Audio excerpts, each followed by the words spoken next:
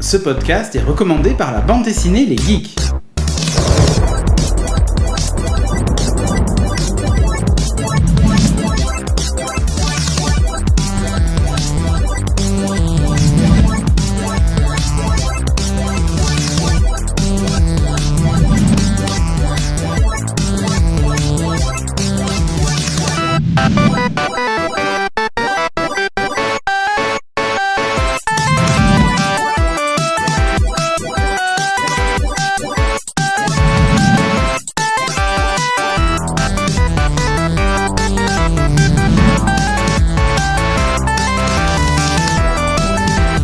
Bonjour et bienvenue dans ce nouveau numéro de Geeking.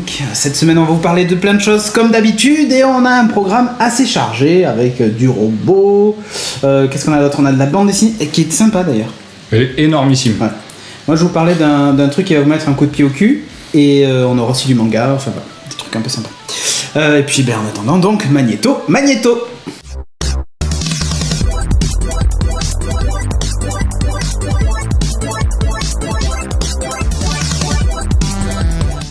Dans les news, cette quinzaine, parce qu'on n'est pas cette semaine, on a retenu d'abord Deadpool 1 qui est sorti. T'en avais parlé en fait. Ouais, mais tu vas faire vite, je te rappelle. Ouais, je fais très vite. Il y a Deadpool 1 qui est sorti, donc il faut l'acheter. Hein, c'est la suite de cet arc-là qu'on n'a pas en kiosque. Il faut l'acheter aussi parce que c'est la mort de Deadpool. Kiosque. Ouais. Donc c'est la mort de Deadpool, c'est tout l'arc manquant en fait entre la dernière parution de Deadpool et celle-là qui est celle qui est enfin, depuis le Marvel No, qui est dessinée par Tony Moore, un des co-créateurs de Walking Dead. Donc à lire absolument, à suivre absolument, c'est vachement bien. Et si vous avez vraiment l'impression d'avoir loupé quelque chose entre le dernier numéro et celui-là, ce qui est plutôt normal parce qu'il manque ça. Il manque un dictionnaire. Ruez-vous à la Fnac ou peu importe où, mais choper cet arc-là qui vaut vraiment le coup. La mort de Deadpool. La mort de Deadpool. Monster Edition. C'est un point tournant du personnage aussi, donc il faut vraiment le prendre. Un point tournant, ouais. Et en parlant de point tournant, il coûte 29,40. Ah, quand même, hein. Ouais, mais il est gros. Il y a de quoi lire quand même. Il y a de quoi lire. Ok. Il y a de quoi lire. Sur la plage. Donc si vous êtes vraiment fan de Deadpool, achetez-le. Si t'es pas fan, non. Hein. Je passe carrément chez le concurrent, mais il y a le Batman, comment ils l'ont appelé ? Saga hors série numéro 2 qui est sorti, qui met les premiers numéros de Batman Incorporated, qui est une saga à suivre absolument parce que ça va dévoiler un point clé, un point tournant de tout l'univers de tout le Batuniverse. Exactement, c'est quand la quatrième. Donc achetez les hors-séries qui vont sortir prochainement, celui-là et les autres qui vont mettre des Batman Incorporated dedans pour pouvoir tout comprendre à l'univers de Batman. Voilà, c'était tout pour mes news. Ok, moi j'ai une news qui est exceptionnelle. C'est Samsung qui a fait une petite démo d'un téléphone qu'on charge à l'urine. Pour ceux qui boivent la bière comme moi, c'est génial. Attends, c'est parfait. En autonomie parfaite. Ouais. Mais c'est ça qui est top. C'est une espèce de pile à combustible en fait. Donc je mettrai les images, vous allez voir, c'est fantastique. T'imagines les pubs. Et tu charges avec l'endroit où les téléphones vont le plus charger. Et ouais. Et donc du coup, voilà, tant que tu bois de la bière, t'as de l'autonomie. Donc c'est la classe ou pas ? La classe. Je me suis dit c'est une news. Il y avait moyen que ça dérape, ça n'a pas dérapé, c'est bien. On va pas parler de caca ni rien. Non, pas encore. News numéro 3, alors ça pour moi c'est top, c'est le retour de Flashback. Non, pas Flash. Non, pas Flash. Non. Le retour de Flashback en jeu vidéo donc. Alors c'est un jeu vidéo mythique des années 90 par là, enfin c'est dans les années 90. Ouais. 93, 14. Je sais pas, quelque chose comme ça. 94. Moi le truc qui m'avait le plus bluffé à l'époque, c'est quand tu tirais au pistolet. T'avais les douilles qui tombaient par terre et qui rebondissaient, et il y avait la fumée qui sortait au bout du pistolet. C'était juste une révolution. Pour l'époque, sur Mega Drive. Sur Mega Drive. Ouais. Alors la vue est très simple. Hein. C'est un jeu de plateforme shoot avec des petites enquêtes et tout ça. Et c'est une vue de profil. C'est pas en 3D, c'est une vue de profil. T'avances, tu fais tes niveaux. Ouais, non, il n'y avait pas la notion de profondeur. Non, mais fausse 3D. Et donc là, en fait, il le réédite. Double Dragon, quoi. Non, même pas. Encore moins de 3D. C'est vraiment de profil. D'accord. Plein. C'est vraiment le jeu de plateforme. T'as jamais joué à Flashback ? En même temps, j'ai eu une console très tard, ça coûtait cher. D'accord, oui, c'est vrai. La première console, c'était la PS1. On parle à un genou là. Bon, bref, il le réédite en version 3D entièrement remasterisée et tout, mais c'est toujours le même gameplay. vue de profil. Mais c'est un jeu indé. Sans profondeur. Non, a priori non. Je sais plus qu'est-ce qu'il est dit d'ailleurs, mais ce sera écrit dans la vidéo.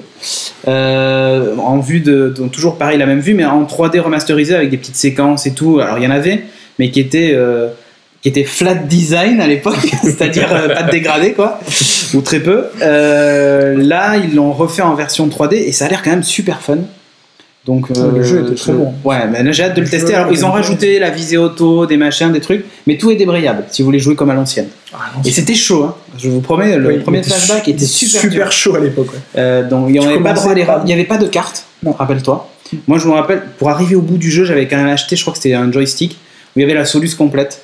Donc, tu as imprimé sur plein de pages tous les écrans scrolling avec les flèches pour aller au truc. Ah non, mais moindre erreur, t'étais mort. Un peu comme Another World. C'est le même principe.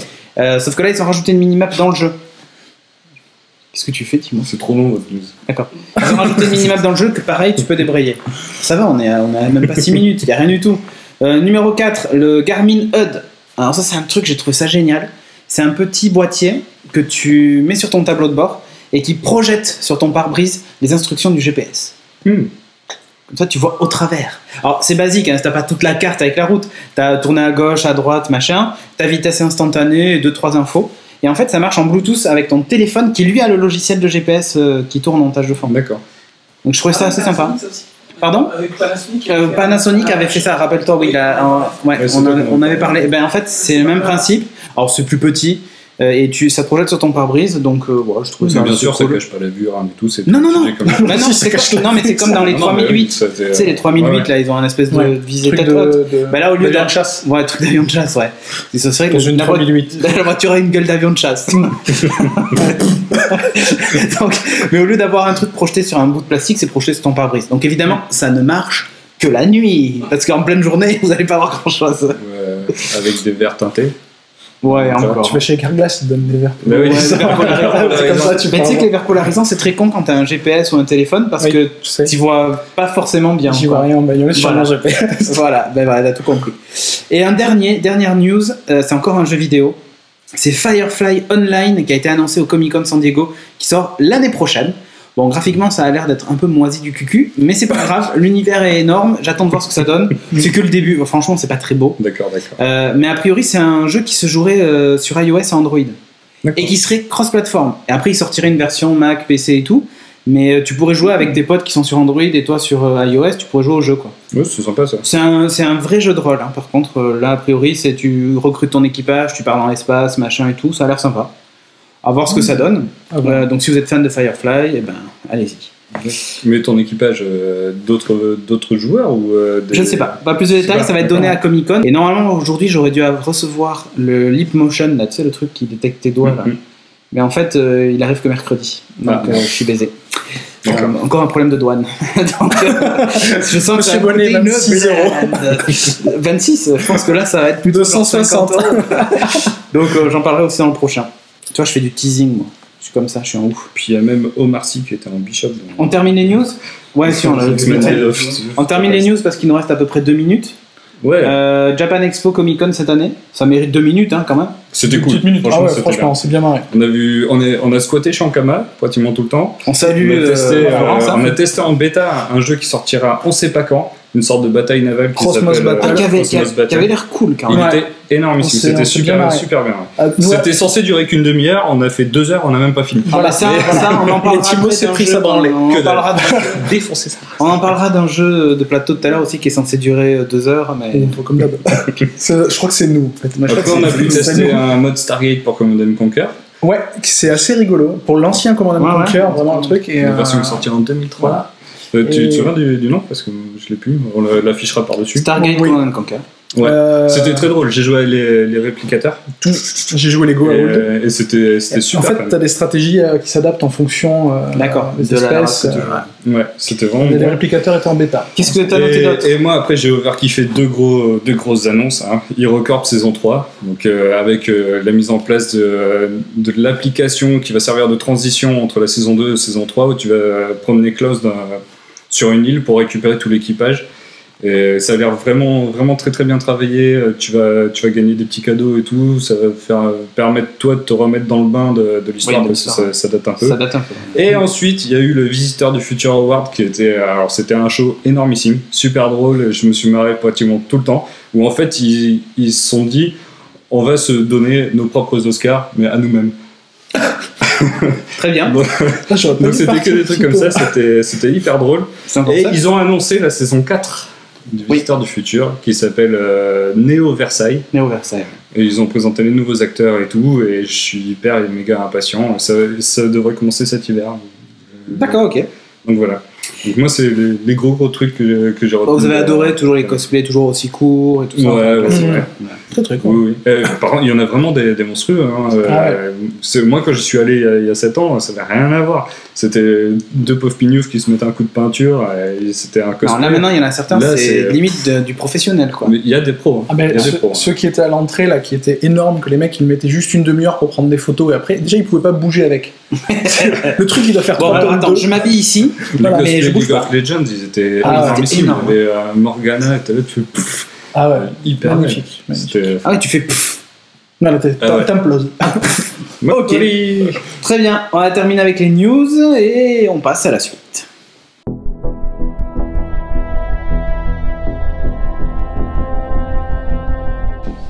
Et dans la rubrique high-tech, il y a encore Cédric qui va nous présenter des trucs. Des trucs qui sont hyper loupés.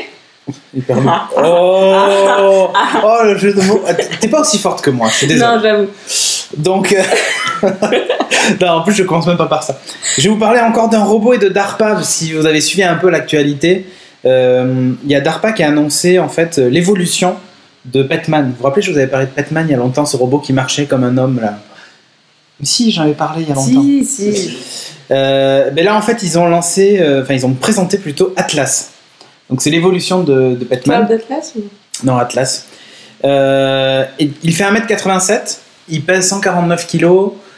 C'est un bon bébé. C'est un beau bébé. Donc anthropomorphie humaine, donc bras, jambes, un tronc, une tête et tout ça. Dans la tête, il y a un lidar, il y a même des capteurs stéréo et vidéo stéréo d'ailleurs, je crois. Donc il est capable de voir en 3D et tout. Il est fabriqué toujours par Boston Dynamics pour le DARPA. Non, pas Massive, Boston. Et alors, la vidéo fait flipper encore plus sa race que toutes les autres vidéos qu'on a pu voir. Jusqu'à présent, les robots, ils marchaient sur un tapis roulant et on disait « Oh, waouh !» Il marche. Ouais, sauf que lui, là, ils ont fait un parcours d'obstacles où au moment, il monte par-dessus un mur, il saute du mur, il y a un trou. Et pour passer le trou, en fait, il s'appuie contre les murs avec ses mains et il passe avec les pieds sur les rebords du trou pour franchir l'obstacle et tout ça. Oui, madame. Et il le fait tout seul. Il monte les escaliers sans problème. Non, il le fait tout seul en indiquant le sol. Exactement. Et à un moment, ils font une démo où il marche sur un tapis roulant et le mec passe une planche sur le tapis et donc il pose son pied dessus. Le robot sait qu'il a posé le pied, donc il recalcule pour pas tomber. Et ensuite, il va poser le pied à côté. Il se décale tout seul, en fait. Il est capable d'analyser la pression du sol et tout ça, machin, pour pas tomber, en fait. Mieux encore, ils font une démo où il est debout et il lâche un énorme poids sur le robot. Tu sais, un truc sur balancier. Ouais. Ça tape le robot, et le robot tombe pas. En fait, il rétablit l'équilibre comme tu le ferais toi. Et là, tu fais « Oh putain !» Il est capable de sauter. Alors, c'est pas des énormes sauts, mais pour le moment, il fait des petits sauts et tout ça. Il a une structure renforcée pour lutter contre les chutes et tout. Et alors, il y a un truc que je trouve assez rigolo, c'est qu'ils se la sont joué un peu Iron Man, je pense. Parce qu'ils ont mis le ventilateur de refroidissement du processeur en plein milieu, avec un truc bleu illuminé, tu sais, donc ça fait un peu ça. Mais les mecs, ils font exprès, c'est sûr. Ouais, je pense, ouais. Et après, ils ont montré un peu les mouvements des bras et tout ça, et alors il a t'as l'impression que il bouge ses bras comme tu bougerais toi les tiens. Des muscles, quoi, ouais. Des articulations. J'en reviens toujours à mon problème de c'est cool l'anthropomorphisme pour les robots et tout, mais c'est vachement plus utile s'ils pouvaient avoir des chenilles passer partout, ou tu vois, pas forcément des bras, ou alors des bras, mais qui sont capables de se tourner dans l'autre sens, tu vois. Et la tête pareil, dans l'autre sens. Parce que là, ils ont les limitations du corps humain. C'est bien de faire de l'humain, mais... Voilà. Bon, je dis les limitations du corps humain, sauf que eux, ils sont plus balèzes. Voilà, c'est ça. Il y a, je sais plus combien, 28 vérins hydrauliques, ou je sais plus quoi. Enfin, c'est un truc monstrueux. Ça fait, franchement, ça commence à vraiment faire flipper. En plus, là, il y a pas longtemps, je sais plus quel labo qui a annoncé qu'ils avaient une intelligence artificielle qui était aussi évoluée qu'un enfant de 4 ans. Donc elle est capable de faire tout ce que fait un enfant de 4 ans. Elle a la même capacité d'analyse et tout ça. C'est déjà pas mal, hein. Surtout que ça progresse tout le temps et tout. Il suffit qu'il rajoute ça sur un robot comme ça. T'as un enfant de 4 ans qui fait 1m87, 149 kg tout en fer. Je suis pas certain de vouloir jouer à la baballe avec lui, tu vois. Hein, je suis pas trop sûr. Ou faire un high five si je veux pas perdre la main. Voilà. Donc dans la démo qu'ils font d'ailleurs, le robot n'a pas de main. Tu vois, il a des espèces de moignons magnétiques. Tu vois. Donc, tu sens bien qu'ils vont mettre des trucs à la place.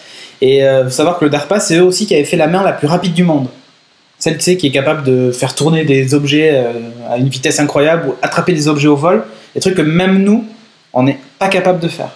C'est-à-dire que tu sais, tu prends une feuille, tu la lâches et tu veux la rattraper avec ton doigt, tu peux pas. Enfin, quand toi tu le fais, oui, mais quand quelqu'un te le fait, tu peux pas. Là, la main est capable de rattraper n'importe quoi, même au vol. Hein. Donc t'imagines ça couplé au robot, on est mort. Et pour terminer, alors ça va être présenté plus en détail le 12 août, donc ça va être un peu mon fil rouge de l'été.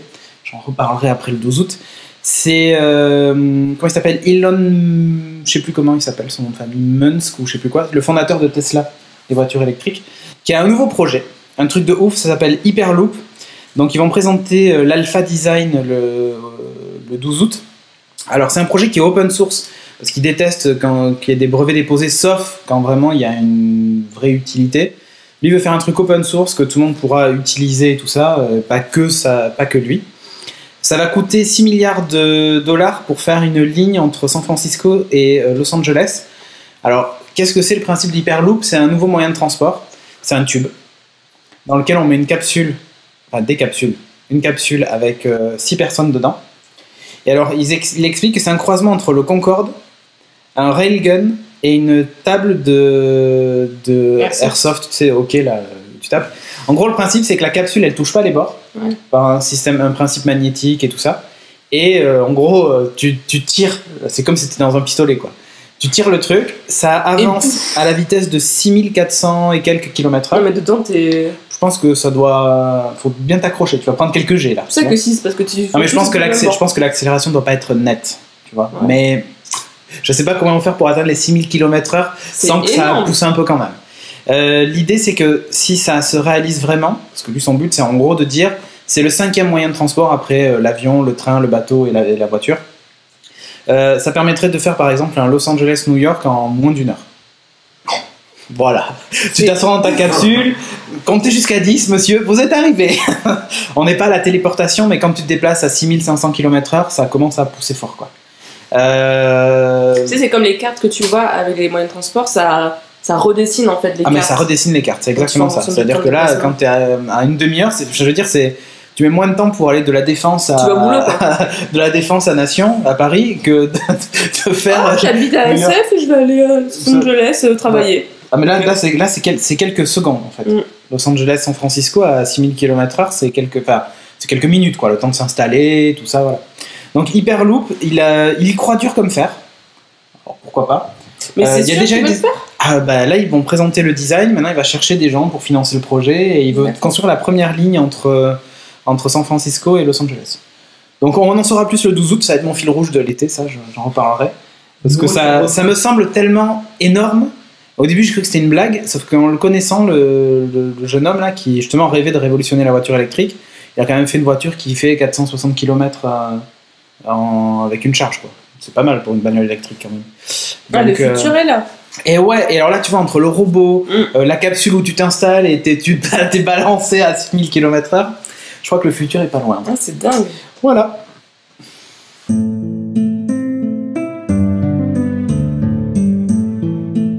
Dans la rubrique jeu de rôle, wargame, tu vas y arriver. Seb va nous parler d'un jeu qu'on a pu tester il y a une semaine de ça, un peu plus même, qui est donné pour des parties de combien de temps ? 2 à 4 heures. On a commencé à 22h. On a fini à 4 heures. 4 heures, voilà. Un peu plus, non même 4 heures. Non, 4 heures. Ah oui, c'est vrai, 4h30, je te le dis. Je me suis fait rappeler par mes troupes à 4 heures. C'est vrai. Ouais. Donc, oui, c'est vrai. Et d'ailleurs, tu avais dit, bon, il faut qu'à 4 heures, on ait terminé. Du coup, j'ai décidé que j'allais gagner. Et voilà, ouais. Je le dirai plusieurs fois que j'ai gagné, je vous rassure. Ouais. De pas grand chose, mais t'as gagné. Mais j'ai gagné. Non, mais c'était stratégique. Je vous ai fait croire jusqu'au bout que vous pouviez gagner, mais. Tu bouffes mon temps là. Allez, donc. Alors, Skytraders, qu'est-ce que c'est ? En fait, donc c'est un jeu de commerce déjà. où dans ce jeu de commerce, en fait, on incarne des commerçants qui ont des bateaux volants et qui naviguent de cité en cité pour acheter et revendre des différentes marchandises. Et voilà. Et qui ou du caca, on va en parler plus tard. Alors, donc, commence bien. Donc, on a un bateau. Voilà, donc on a en fait un bateau volant qui marche avec un carburant qui s'appelle le phlogiston. Phlogiston. Et on a la réserve de carburant en bas. C'est écrit ici, phlogiston. Ça, c'est votre bateau avec les cales qu'on voit dessus. Et en fait, on se déplace sur un plateau qui est fait avec des petites dalles comme ça. Donc tu vas la montrer à la caméra. Je vais la montrer à dessus. C'est ça le plateau. Le plateau, en fait, c'est des dalles. Donc c'est un plateau modulaire. En fait, à chaque partie, on le rassemble différemment. Ouais. Et donc ça permet donc de faire une grande variété de parties à chaque fois, avec des petites règles de placement, quelques cases spéciales. Ouais.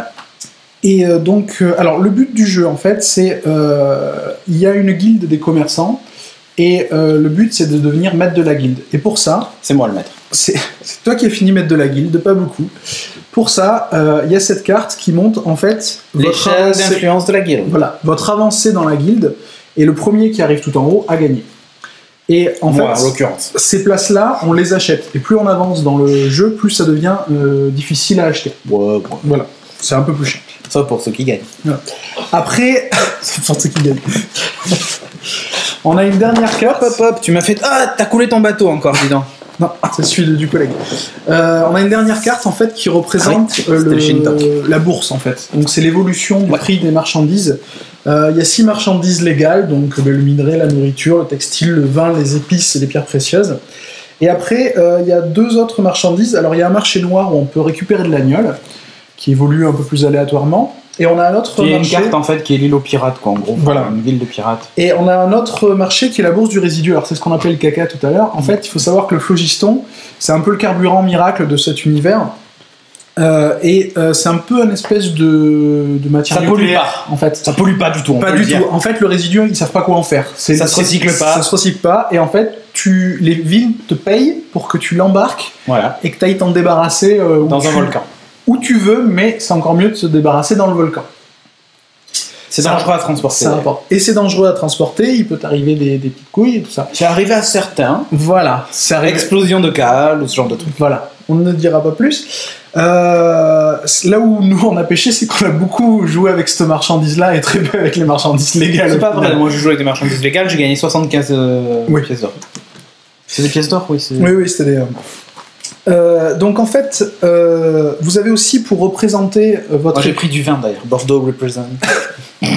Pour représenter votre évolution sur la carte, il y a des petites figurines, en fait c'est les bustes des différents marchands qui sont très, on va dire, dans le cliché, parce qu'il y a le français, l'allemand, le black... Français. François le français. Voilà, c'était lui. Moi j'avais joué le teuton, et le dernier ami jouait l'asiatique. Il y a aussi un commerçant arabe. Et donc voilà, et en fait on se déplace sur la carte. Alors toi ce que tu regrettais c'est qu'il n'y ait pas des pions. Alors moi je trouve que les pions ça aurait été cool que ce soit plutôt plutôt que ce soit les bateaux qui soient stylisés. Les bus sont super bien faits moi je trouve. Les bus sont bien faits mais tant qu'à faire j'aurais préféré que ce soit le bateau. Le bateau, le pion, voilà, ça me paraissait plus logique mais après on s'en fout, un pion c'est un pion mais voilà, un peu dommage. Après, ce qu'il faut savoir, donc, c'est sur les dalles du jeu. En fait, il y en a plusieurs différentes. Les essences. Attends, 2 secondes. Rien n'empêche d'acheter des bateaux et de les faire se déplacer à la place bien sûr. Les dalles différentes. Alors, les dalles principales, ce sont des dalles de ville. Ce qu'il faut savoir, c'est ce que. Dalles de ville. Le héros aveugle, là. Ok, non. Ok, je l'ai faite. Celle-là, elle vient de loin. Et t'as vu un peu là. En fait, chaque ville revend un type de marchandise spécifique. Et on ne peut. Il y a une couleur. Et dans cette ville, on peut acheter que cette marchandise et on peut revendre toutes les autres, sauf celle-là, en fait. Donc le but, c'est de. Oui, c'est le mec qui vend, je sais pas moi, de la nourriture, il achète pas de la nourriture. Non, voilà, il est pas con. Voilà. Après, il y a une ville qui est un peu la ville princière, on va dire, la cité du Hall, qui elle, en fait, vend 2 marchandises et rachète toutes les autres, mais à chaque fois, c'est tiré un peu au hasard. Ouais, donc du coup, tu peux te retrouver voilà, avec donc ça peut être assez foireux. Moi, je sais que la première fois qu'on a essayé, je me suis bien fait avoir par ça. Et il y a une dernière ville qui est la cité des pirates qui permet d'aller acheter l'agnole, donc la contrebande de marché noir. Et là, l'agnole, si vous faites arrêter par la police, voilà. Vous êtes mal. Alors justement, la police, puisque tu en parles, comment ça se joue en fait? Au début de votre tour, il y a des espèces de cartes événements qu'on tire. Et ces cartes événements, ça débute votre tour et vous dit ce qui vous arrive. Alors là, par exemple, c'est dégâts toxiques. C'est ce qu'on parlait tout à l'heure. Si t'as du résidu de phlogiston dans tes cales, ça pète. Boum. Ça pète. Et toutes tes cales qui en contiennent, elles explosent. Voilà, alors on peut tomber aussi sur des pirates ou sur des patrouilles, des choses comme ça qui peuvent vous attaquer. Ah oui, parce que dans le jeu, on peut s'attaquer entre nous. Soit par... Je l'ai bien pratiqué ça. Oui, ça c'est. Il a bien testé le système de combat. Moi j'ai testé tout le jeu. Il nous a bien pourri pendant une demi-heure. Pendant une demi-heure, j'ai fait que ça. J'ai regardé mes bateau sur bateau, mais j'en ai descendu plus que je suis mort quand même. On peut le dire. Si. C'est pas sûr. Bon, arrête, si. Donc, en fait, le tour de jeu se passe où chacun des joueurs va faire son tour de jeu et faire son petit commerce. Et à la fin du tour de jeu, en fait, on va se servir de la bourse des marchandises pour faire évoluer les prix, les différents cours des différentes marchandises. Et chacun va jouer, placer des dés qu'on a pour essayer d'influencer la bourse. Voilà, d'influencer la bourse, de faire monter ou descendre les valeurs. Ouais, l'idée c'est que en fait vous allez faire chier au maximum celui qui a le plus d'argent. Voilà. Ou celui que vous avez envie de faire chier d'ailleurs. D'ailleurs, par exemple, s'il y en a un qui a acheté du vin et qui compte bien tous les autres, tu peux y aller, tout le monde le pourrit, tout le monde fait baisser le cours du vin. Voilà. Donc soit il le garde en espérant que ça remonte. Qu'il puisse lui le faire remonter, soit voilà. À noter quand même que du coup, on place des dés de ce côté pour faire augmenter, ici pour faire diminuer. On fait la différence des deux et ça indique en fait le décalage du pion pour le marché noir. C'est-à-dire qu'en gros, voilà, l'ensemble des dés des marchandises légales. Si par exemple ici on a 9 dés, de l'autre côté on en a 3, il y a 6 d'écart, donc on va déplacer de 6. L'agnole de 6. L'agnole de 6. Et le résidu que d'un, parce que c'est juste la tendance positive ou négative qui importe, quel que soit l'écart. Et l'idée, c'est que l'agnole rapporte énormément d'argent. Mais c'est très risqué. Mais c'est hyper risqué d'en transporter. Quand vous en transportez, en fait, sur certaines cartes événements que vous chopez, genre un shérif. Voilà, les shérifs, tout ça, ils peuvent vous attaquer, ou alors vous pouvez choper des pions recherchés qui font qu'après, vous pouvez vous faire attaquer. Voilà. Mais surtout les autres joueurs peuvent vous attaquer si vous avez le pion recherché sans... Voilà, parce qu'en fait quand deux joueurs s'affrontent, celui qui attaque prend un pion recherché, donc peut se faire traquer, alors que si on attaque un joueur qui a déjà un pion recherché, en fait, pas de souci. C'est open bar. Voilà, on peut baisser open bar. Donc après, pour dire les plus et les moins, on va dire, donc moi, comme d'habitude chez Edge, et tout ce qui sort de chez Fantasy Flight, la qualité du matériel est toujours... ça, il n'y a rien à dire. Les pions, les cartes, c'est top. Même sur le livret, moi, ce que je trouve excellent, c'est qu'il y a une petite introduction, un petit historique qui est sympa. Au monde, pour histoire de vous baigner. Moi, le monde me plaît vachement. Ouais. C'est juste les caricatures des maîtres de guilde. Et d'après ce que j'ai appris, à la base, ça devait être un jeu spatial. Ça doit être des planètes, ça pourrait se... Voilà. Et c'est peut-être pour ça qu'il n'y a pas eu les vaisseaux. Peut-être qu'ils ont gardé... Ce qui est top, c'est le plateau modulaire. Ça veut d'avoir à se trimballer un gros plateau. C'est génial. Ça, c'est bien. Donc, voilà, l'autre point positif que j'avais dit, c'est le plateau modulaire. L'historique du jeu, on en a parlé. Le système de l'évolution des prix des marchandises est quand même un petit côté assez aléatoire. Mais du coup, c'est... Qui fout la merde. Enfin, il y a tout un système d'alliance un petit peu plus tout ça. En fait, les seules fois où on a joué un peu avec la marchandise, quand même, le peu qu'on a vendu, on a gagné pas mal de thunes avec. Ouais, mais c'est vachement risqué parce que les autres te bouffent, surtout à 3. Parce que nous, on a joué à 3. On a aussi essayé à 2 avec le collègue. Le collègue. C'est le nom officiel. Voilà, donc après tout ça est vachement sympathique. Par contre, on va en venir un peu au point négatif. Je pense que c'est vraiment un jeu, parce que ça peut jouer donc de 2 à 5 joueurs. Tu vas devoir 10€, hein, je te dis. C'est trop tard, de toute façon c'est foutu d'avance. Le jeu est vraiment fait pour être joué à 4 ou 5. Parce que moi j'ai trouvé qu'à 3, justement, c'était trop facile de contrecarrer les plans des autres. Il suffit qu'il y en ait un qui prenne une marchandise, tout le monde se lie contre lui. Alors qu'à 4 ou 5, il peut y avoir plusieurs conflits d'intérêts qui font que ça change vraiment la donne. À 2, quand on avait essayé, en fait, c'est comme si on jouait à 4. Au niveau de l'influence du marché, donc ça rétablit un peu plus le truc. Le seul truc qui est dommage, c'est que quand on joue à 2, en fait, il n'y a pas trop de combats. C'est vraiment les cartes événements qui font les combats. Il n'y a pas trop de surprises du coup. Ouais, il n'y a pas trop de surprises. Bon, et puis alors après, comme d'hab, nous avec les jeux, mais je pense que c'est nous en fait, à annoncer donc de 2 à 4 heures, nous on y a passé 6 heures, mais je pense vraiment que c'est nous, on est vraiment trop puputes à se faire des... Ouais, on fait que ça. on fait que ça. Ça fait durer le plaisir. Voilà. Ah, autre chose que j'avais oublié de parler, sur les cartes, on peut aussi améliorer les vaisseaux, enfin les bateaux.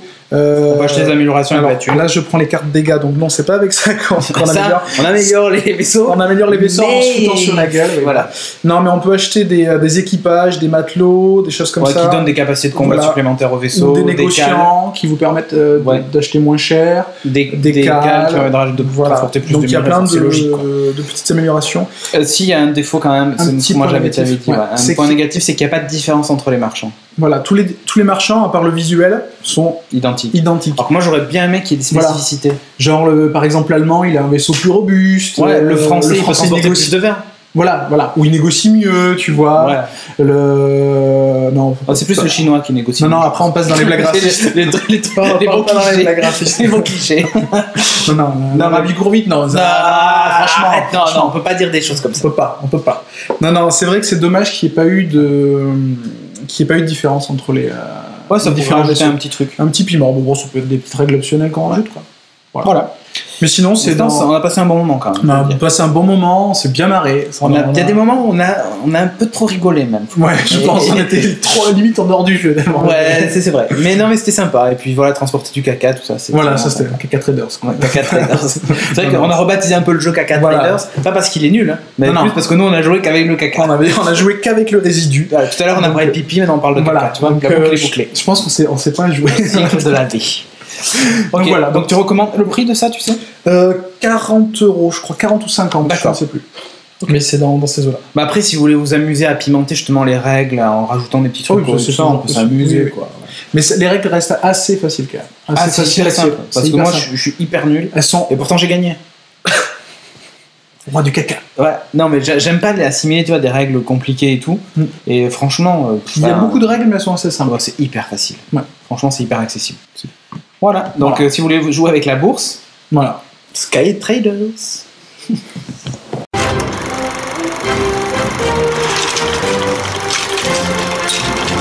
Dans la rubrique cinéma, on accueille Kevin. Bonjour. À nouveau venu, qui va nous parler de Pacific Rim. Pacific Rim, un gros film avec des gros robots et des gros monstres. Exactement. Pas Pacific Rim, hein. C'est pas Pacific Rim comme le mec qui faisait Blackberry, tu vois. C'est un peu le même truc. Donc moi j'en ai entendu que du bien de ce film. Ouais. J'ai pas encore été le voir. Tu dois. Ah bon, carrément. Ah, c'est obligatoire. Toi t'es enthousiaste, toi t'as trouvé ça. Ouais, moi j'ai vraiment beaucoup aimé, tu vois. D'accord. Alors moi c'est d'abord quand j'ai vu les bandes annonces, je me suis dit ouais, ok, un Godzilla machin. Je suis pas fan de Godzilla. Entre nous comme ça déjà dès le départ, je place le truc, je suis pas fan de Godzilla, même s'il y a Jean Reno dedans et tout, je suis pas fan. Mais je suis pas fan, j'aime pas. Moi c'est un truc autant je suis prêt. Monstres, hein. Ouais voilà, c'est ça. En fait, je suis prêt à accepter plein de trucs dans le fantastique, la SF et tout, mais les gros monstres. Pourtant Godzilla, faut le voir maintenant, tu vois, avec un regard plus adulte parce que c'est vraiment hyper intelligent, ça part vraiment du nucléaire. J'étais adulte déjà. Oui, je sais, du nucléaire et tout machin, Fukushima et tout, et tout ça, tu vois. Ouais. Donc pas de problème. Donc du coup, qui nous a fait ce film Est-ce que c'est bien, est-ce que c'est pas bien, est-ce qu'il faut payer, est-ce qu'il faut le voir en 3D ou pas? Alors Pacific Rim, qu'est-ce que c'est? C'est le nouveau film du réalisateur mexicain Guillermo del Toro. Guillermo del Toro, il a réalisé des films comme les deux Hellboy 1 et 2. Ouais. Il a réalisé Le Labyrinthe de Pan, que je recommande. Il a réalisé des films comme Blade 2, qui est pour moi le meilleur de la saga. Et en fait, Guillermo del Toro, ça faisait 5 ans qu'il n'avait pas réalisé de film. Il avait beaucoup produit des films d'horreur. Il a produit un film d'animation qui s'appelait Les 5 Gardiens, Les 5 légendes. Ouais, les 3 mariachis à Cancun aussi, je crois. Ça fait bien. C'est pas lui, c'est un autre Del Toro. Ah, d'accord, ok. Ramon del Toro. Ramon del Toro. Et donc, Del Toro, ça a toujours été un fan donc, des monstres, des créatures en tout genre. Donc, on les retrouve beaucoup dans ses films, tu vois. Par exemple, L'Indien de Pan, c'est plein de créatures. Et le Hellboy 2 aussi. Hellboy 2 aussi, c'est le marché dans Hellboy 2, il y a des créatures incroyable. Partout. Ouais. Donc, ça a toujours été un fan des monstres et tout ça. Et c'était surtout un fan de ce qu'on appelle les kaiju eiga. C'est donc les films de gros monstres japonais, tu vois. Donc, par exemple, t'as Godzilla. T'as Mothra, la mythe géante. La mythe géante, tu vois. La moussaka géante aussi. On n'est pas fan de ça. C'est turc, ça. Une turc, ouais, quoi. Je sais plus, ouais, l'attaque de la moussaka. T'as Gamera, la tortue géante aussi, tu vois. Oui, c'est vrai. Ils ont toute une collection de monstres. Donc, Guillermo del Toro, c'était vraiment un fan de ce genre de truc, tu vois. Tous les Pokémon, quoi. Il a vraiment grandi avec ça, tu vois. Et c'était aussi un fan de manga et d'animation japonaise, tu vois. Et en particulier, tout ce qui était touché donc, aux robots géants. Donc, Evangelion. Alors là, le mix des deux. Evangelion, c'est vraiment l'exemple parfait, tu vois. T'as aussi Pat Labor. J'adore Evangelion. Qui est une grosse influence dans Pacific Rim. T'as aussi Gundam, par exemple, tu vois, dans tout ce qui est donc robot géant qui crée des trucs. Et donc, donc il est fan des deux trucs, tu vois, et donc il a vraiment mélangé, il a utilisé donc, ces deux influences, il a vraiment mélangé les deux trucs pour créer donc Pacific Rim. Et ce qui est bien, c'est en fait dans Pacific Rim, c'est que c'est vraiment un scénario que je qualifierais vraiment d'original, tu vois, c'est pas... Mais pourtant c'est basique. Enfin... T'as les inspirations, tu vois, t'as les inspirations à droite à gauche, mais c'est pas un remake, c'est pas une suite, c'est pas une adaptation. C'est vrai que pour une fois on a un truc nouveau. C'est le seul de l'été. Je regarde la liste, t'as toujours de l'été, t'as que des films de super-héros en tout genre. Adaptation. Adaptation, genre World War Z, c'est tiré d'un roman, même si c'est vaguement tiré. Percy Jackson. Que je salue au passage. T'as l'impression que Hollywood, en fait, ils ont plus d'idées, tu vois. Ils font des remakes à la chaîne. Que de l'adaptation. Et heureusement, il y a Pacific Rim, qui a vraiment créé un truc original. Alors toi, t'as aimé pourquoi? J'ai aimé pourquoi? Parce que j'ai aimé déjà visuellement, j'ai trouvé que c'était assez... Ça a l'air d'envoyer du lourd quand même. Alors dans les bandes annonces, on voit pas trop, hein. A priori, il y a beaucoup de... Enfin d'habitude dans les bandes annonces, on voit tout. Ils ont pas tout montré dans les bandes annonces. Il y a quelques derrière, heureusement, parce qu'il y a des scènes de bravoure incroyables qui sont dans le film, tu vois. Heureusement, ils sont pas dans la bande annonce. C'est mieux vraiment les découvrir au cinéma, d'avoir la surprise et tout. Et donc moi, ce qui m'a plu généralement, c'est, tu vois, genre les robots s'appellent les Jaeger, tu vois, et les monstres, c'est les Kaiju. Et ça vraiment des créatures, elles font dans une centaine de mètres de haut, tu vois, au-dessus des immeubles et tout ça. Ouais. Ça fait des milliers de tonnes. Mais quand on te dit ça, tu te représentes pas vraiment ce que c'est. Et vraiment, le réalisateur a vraiment montré ce que se donne de voir des trucs de milliers de tonnes. C'est-à-dire qu'on voit vraiment la ville et les bestioles ou... Déjà, le truc, tu as toujours un sens de l'échelle incroyable, tu vois. Donc, par exemple, il te montre le robot, et toujours à côté, tu as par exemple un être humain, un hélicoptère, ou même l'être humain, on le voit pas, en fait. Ouais, mais c'est ça, si tu as l'humain qui fait tout petit à côté, et t'as le robot, mais... Sur tous les plans, en fait, t'as toujours cette notion d'échelle. Quasiment dans toutes les scènes où t'as un Jaeger, où t'as un Kaiju, t'as toujours un sens de l'échelle, tu vois. Vraiment un souci de détail assez incroyable. Où tu te représentes vraiment, en fait, ce que c'est de voir un truc de... Et c'est toujours filmé du point de vue humain, tu vois. Donc c'est en contre-plongée. Tout le temps? Ou presque? Pas tout le temps dans le combat, non, forcément, parce que t'es dans le Jaeger, tu vois. Mais quand t'as un Kaiju qui attaque une ville, vraiment, t'es vraiment dans le truc, tu vois. C'est vraiment hyper bien fait là-dessus. D'où l'intérêt quand même de la 3D, là, pour le coup. La 3D... la 3D franchement... T'es un adepte ou pas de la 3D déjà? Quand c'est bien fait, ouais. Il y a des films où c'était bien fait, tu vois, j'étais vraiment aimé la 3D, mais sinon je trouve que c'est vraiment un processus pour tirer du pognon. Ouais, d'accord. Et pour être honnête, la 3D est vraiment bien soignée, tu vois. Généralement, le problème de la 3D, généralement, c'est que t'as des problèmes de flou quand ça bouge trop vite. Ouais. T'as des maux de tête aussi. Je l'ai vu Axel, il a quelques maux de tête, mais pas autant que ça. Et là, vraiment, t'as vraiment un souci, l'image est vraiment nette. T'as vraiment un souci du détail. Et en fait, la 3D est vraiment utilisée dans ce que j'appellerais les perturbations atmosphériques, tu vois. Donc, tu prends de la pluie dans la gueule, tu prends de la neige, à un moment, il pleut des cendres et tout ça, tu vois. Donc, tu prends ça et tout. C'est vraiment utilisé pour ce genre de truc, pour créer l'ambiance, en fait. Et après, donc, on parlait de la 3D, tout ça. Au niveau des personnages, c'est pas creux, c'est... Si on veut vraiment être honnête, les personnages, c'est vraiment assez cliché, tu vois. C'est pas hyper original, mais moi, c'est vraiment ce que j'appellerais des archétypes. Tu vois, donc par exemple, t'as le personnage... Mais ça fait le bon blockbuster, quoi. T'as le mec... je suis sûr que... Attends, je vais essayer de deviner. J'ai pas vu le film. Tu dois avoir le mec, genre, tu vois, un peu paladin, le chevalier blanc. Tu dois bien avoir au moins un bon loser dans l'équipe. Enfin, quand je dis un loser, c'est un mec un peu rebelle, tu vois. Tu sens qu'il va pas faire les choses comme il faudrait. Ouais, c'est le chien fou. Et ouais, voilà. Tu vois, genre le Wolverine du groupe. tu vas avoir aussi... C'est cliché là, c'est ça? T'as vu Top Gun? T'as les mêmes clichés en fait dans Top Gun. D'accord, ok. c'est quasiment pareil, tu vois. Okay. Alors t'as le chien fou, donc avec qui personne ne travaille parce qu'il est trop dangereux. T'as son rival qui est hyper fort, tu vois, et qui vraiment lui fait pas confiance parce qu'il est trop dangereux. T'as le leader militaire qui est strict, mais qui a un bon cœur au fond, tu vois. Ouais. T'as le pilote qui veut prouver vraiment quelque chose. T'as aussi t'as les scientifiques aussi dedans, tu vois. D'accord, ok. Et alors, de ce que j'ai compris, pour piloter un robot, faut être deux. Il faut être deux exactement en fait, parce qu'en fait les pilotes sont branchés directement au robot, tu vois, par une connexion. Ils sont pas dedans. Ils sont dans la tête en fait. Ils sont dans la tête du robot, mais ils sont branchés au robot, tu vas pouvoir piloter. Et en fait, la charge, ils appellent ça la charge neuronale pour piloter un robot, est trop lourde pour un seul pilote en fait. D'accord. Donc il faut être deux pilotes. Pas mal. Et en fait, le truc qui est excellent en fait, c'est que les pilotes ils sont reliés par leurs souvenirs en fait.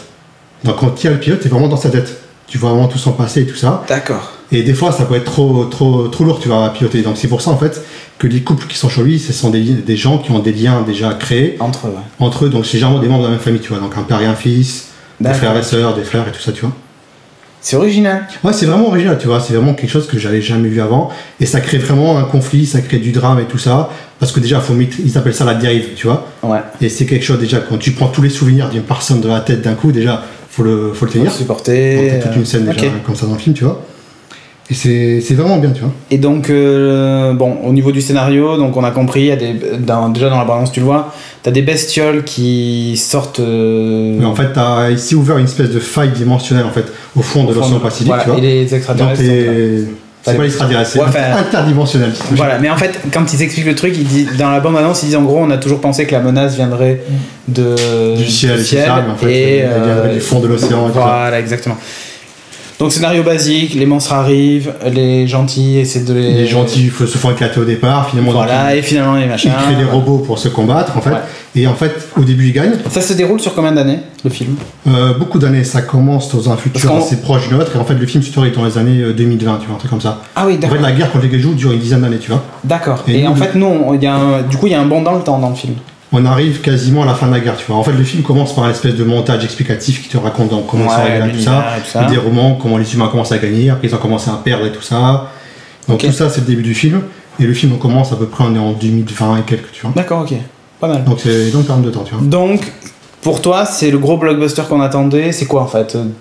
Déjà, c'est un scénario original. Moi, c'est vraiment un truc qui me touche à cœur. J'en ai marre de bouffer du remake à toutes les sauces, tu vois. Et visuellement incroyable. Il y a vraiment un... Tu vois, dans les films récents, il y a beaucoup de scènes de destruction de masse. Dans Man of Steel, on voit ça. Dans Star Trek aussi, il y avait une grosse de scènes. Et c'est un peu lourd, tu vois. Ouais. Et là, déjà, moi, le gros point d'ordre dans ces films-là, c'est que t'as pas le point de vue des humains. Tu vois, t'as pas les pertes civiles ni rien, tu vois. Oui, c'est vrai. C'est ce qu'on avait dit d'ailleurs dans Man of Steel, c'est-à-dire qu'en fait, ils détruisent toute la ville. On a l'impression qu'il n'y a personne dedans et tu vois pas de cadavre. Parce qu'après, c'est une question. Donc ça, on le voit par contre.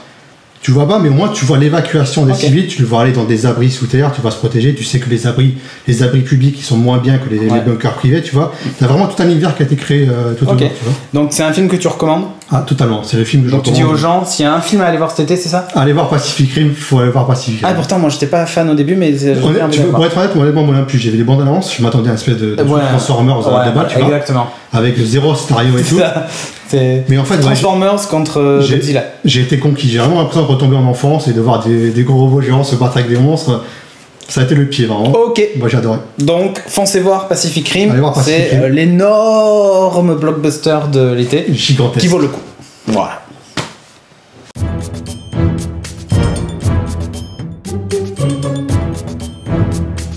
Dans la rubrique jeux vidéo, Audrey va nous parler d'un jeu qui est sorti il y a longtemps, tu te rappelles? Qui est sorti il y a longtemps. Rappelle-toi.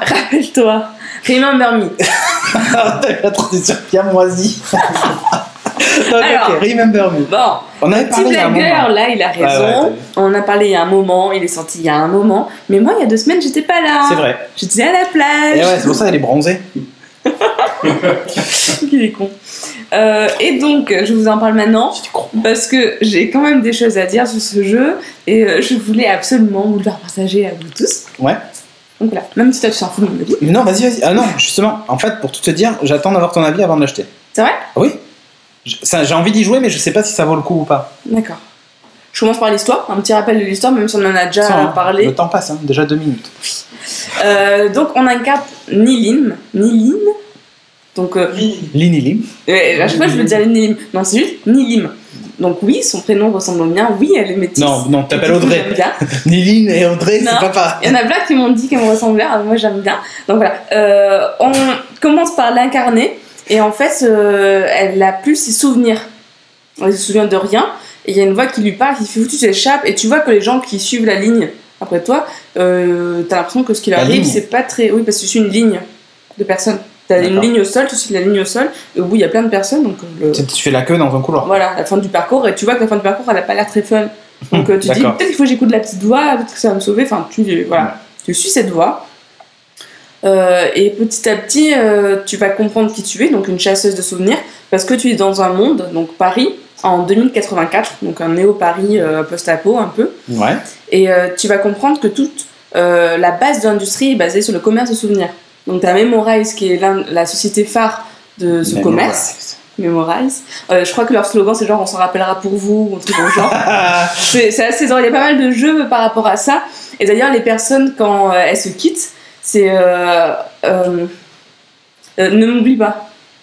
Tu vois, il y a plein de. Enfin voilà, même dans le langage courant entre les personnages, tu sens que c'est bien intégré et que c'est vraiment partie de la vie de tous les jours de tout le monde. C'est un peu comme dans ce merveilleux film avec. Comment il s'appelait, avec Justin Timberlake, Time Out, où en fait c'est le temps qui est la marchandise, là c'est les souvenirs en fait. C'est ça. Les gens peuvent en fait s'enlever les souvenirs malheureux pour ne garder que les bons souvenirs. Donc la base en fait de la société c'est ça. C'est oublier les souvenirs qui sont malheureux pour s'épargner des souffrances inutiles. Écoute, je vais essayer d'oublier cette rubrique alors. Voilà, tu te dis qu'il te paraît bien. À côté de ça, t'as des voleurs de souvenirs. Donc Niline en était une, et une très bonne chasseuse de souvenirs d'ailleurs. D'accord. Pourquoi chasser des souvenirs? Parce que tu peux voler plein d'informations importantes. Tu peux changer les souvenirs des gens aussi. Comme information importante, ça peut être des mots de passe, ça peut être un trajet sécurisé pour aller d'un endroit à un autre. Enfin, il y a plein de choses. Tout ça va exploiter au fur et à mesure dans le jeu. D'accord. Ton code de carte bleue, tout ça, quoi. Voilà. Le principe le type de jeu, c'est un jeu un peu à la Prince of Persia. Moi, au début, je pensais que c'était un grand univers ouvert, genre plus Assassin's Creed. En fait, oui, c'est dans les vidéos, ça faisait très simple. Oui, et en fait, pas du tout. Ça faisait limite GTA, tu vois, tu te promènes, tu vas n'importe où, tu fais ce que tu veux. Et en fait, c'est vraiment linéaire. T'as un chemin, t'en as pas plusieurs. Souvent, quand tu vas. En plus, c'est des trucs de santé en plus, comme ça. Souvent, il faut emprunter d'autres chemins. C'est un jeu de plateforme. Et là, non. En fait, souvent, c'est la première porte, tu tournes, tu prends la santé plus. Deuxième porte, c'est l'avancement de l'histoire. Alors, moi, au début, à chaque fois, je prenais pas les portes les plus évidentes. Je me disais, non, je vais devoir chercher la vie, tout. Jamais. Et là, j'avance vachement, je reviens en arrière, et la porte, non, c'était là qu'il y avait de la vie derrière. D'accord. Enfin, voilà. Ça peut paraître un peu dommage, mais en fait, ça. Le gros point positif du jeu, c'est l'histoire. Oui, c'est l'histoire. Non, c'est pas du QTE. Okay. C'est linéaire, mais c'est pas du QTE pour autant. C'est vraiment l'histoire qui est super bien, le décor qui met à tomber. Ah ça oui, par contre, le décor, il est c'est pour ça en fait, le jeu est tellement beau que tu te laisses entraîner en fait. Dans ce pari là du futur, que je me suis dit tiens, ça a l'air tentant. Non, c'est vraiment super beau. Et tu vas faire aussi t'as une partie combat contre ce qu'on appelle les Leapers. En fait, ce sont des personnes. Alors les combats, ils me faisaient penser beaucoup à Batman, Arkham City et tout ça, ce genre de trucs, non? Alors, en fait, il y a un principe de combat qui se fait par rapport à des combos. Comme souvent, tu vas avoir deux touches, tu vas le taper avec les mains ou taper avec les pieds. Et en fait, c'est toi qui vas créer tes combos à chaque fois et dire par exemple, je mets un coup de pied, un coup de. Non, parce que ça c'est prédéfini. Par exemple, un des combos ça va être, je dis n'importe quoi, genre main, pied, main. Un autre ça va être pied, main, par exemple. Et toi tu vas mettre par-dessus des petits modules. Par exemple, un pour régénérer sa santé, un pour avoir du cooldown sur tes sorts, parce que tu as quelques sorts, enfin quelques pouvoirs. Un pour régénérer ton mana pour faire ses pouvoirs. Mais alors du coup quand tu lances le combo ça fait tout ça, ça régénère ta santé. Alors selon là où il est situé dans la chaîne, plus il est loin, donc plus tu auras réussi à faire la chaîne et plus tu seras puissant. Ça sera porté. Okay. Donc du coup c'est vachement bien parce que tu vas avoir des ennemis qui... Mais du coup ça se met en pause. Oui, tu peux mettre en pause n'importe quand. Et préparer tes combos. Tu vois pas ton combo et après il faut le réaliser en combat. Ah ouais d'accord, ok. Donc selon les ennemis, tu vas avoir besoin par exemple de beaucoup de pouvoir contre certains, donc tu vas mettre à fond ton pouvoir pour pouvoir les astouiller. Il y en a d'autres, tu pourras pas taper et faire des longs combos, donc tu vas plus te focaliser sur les petits et faire ce qui est vraiment utile sur les petits. Enfin, il y a toute une réflexion à faire sur comment battre l'ennemi. Moi, il y avait des passages qui me semblaient intéressants, c'était plutôt ceux où celui qu'on avait vu dans le trailer, c'est-à-dire que tu modifies la mémoire du mec pour le pousser à faire des choses. C'est secondaire. Justement, c'est pas ça le plus intéressant. Je trouve que c'est plus le système de combat. Ça, dont tu parles, c'est génial. C'est vraiment très bien fait. En fait, tu vois d'abord le souvenir, tu reviens en arrière, donc soit en faisant des ronds, soit avec ta souris, et tu vas pouvoir modifier tes petits moments. Il y en a 4 dans le jeu. Oh. Donc tu vois, c'est pas ce qui est le plus important. Après, c'est bien fait, mais c'est pas ultra bien exploité. Pareil, dès que tu croises des personnes, tu peux pas leur voler des informations si c'est pas prévu. Donc en gros, genre les passants dans la rue, il y en a très rarement d'ailleurs, mais les quelques passants que tu croises, tu peux pas leur... À Paris, il y a personne. C'est bien connu, à Paris, il y a personne, mais c'est pas d'habitants. Enfin, du coup, moi au début, j'étais un peu pas trop contente. J'étais mais c'est bien, je peux pas me balader, je peux pas faire ce que je veux. Enfin, et en fait, tu te laisses entraîner par l'histoire et tu trouves ça génial. Et tu le recommandes ou pas du coup parce que... Oui, si tu t'attends pas à un univers ouvert. Enfin, il faut savoir ce que c'est. C'est un jeu où tu vas te guider, mais avec un décor de c'est ouf, un Tomb Raider une ambiance de ouf. Quoi, en fait, dans Tomb Raider finalement. Même Tomb Raider, le dernier, il est. Oui, le dernier est quand même assez ouvert. C'est plus, moi, je dirais un Prince of Persia. D'accord. C'est quand même assez directif, sauf que t'as une histoire qui est. C'est Capcom qui le fait. Remember Me. Mais je l'ai pas noté, mais c'est Dotnod en fait qui le fait, c'est un français, un petit studio français. Ok, donc voilà, c'est vraiment cool. Moi j'ai adoré. Après, quand tu fais des combats contre les boss, t'as des QTE. Alors là, c'est genre coup de pied, coup de bras et tout. Sauf que moi je joue sur PC. Donc du coup, c'est genre des fois c'est clic droit, clic gauche, E. Et du coup, il faut que tu vois l'icône qui apparaît. Donc c'est même pas un code couleur, tu vois, c'est vraiment une icône. Il faut que tu repères quel est le dessin, qui est pas très gros. Enfin, c'est bof quoi. Ouais, bof. Ça, c'était bof. Ok, bon, donc on note Remember Me. T'es plutôt satisfaite, c'est pas le jeu de l'année, mais c'est cool. T'as passé un moment, c'est court. C'est vraiment génial. Moi à la fin je disais il est trop bien. Mais c'est court. 10-12 heures. Ah c'est court hein. Oui c'est plutôt court. Et prix. Mais il est pas ultra cher. Non il était à 44€ non à la sortie ou un truc comme ça. Même pas, je crois qu'il était à 40 sur Steam et c'est le plus cher. À la sortie tu le trouves déjà à 30€. Ouais mais 10-12 heures 40€, je trouve que c'est encore un peu cher. Moi ça me va. Ok. Franchement vu l'expérience à la fin j'étais vraiment écoute, je vais l'essayer et puis je te dirai. Ça doit me taper mais moi j'ai pas regretté. J'attends qu'ils soient en solde. Je croise les doigts pour que le Steam fasse des soldes sur Remember Me. Si vous m'écoutez. Voilà.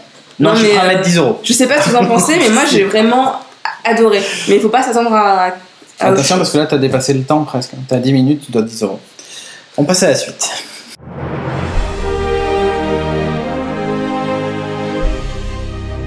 Dans la rubrique bande dessinée, Timothée va nous parler d'une découverte française. Ouais, mais alors c'est pas tout avec un titre français. Ouais, Freak Squid.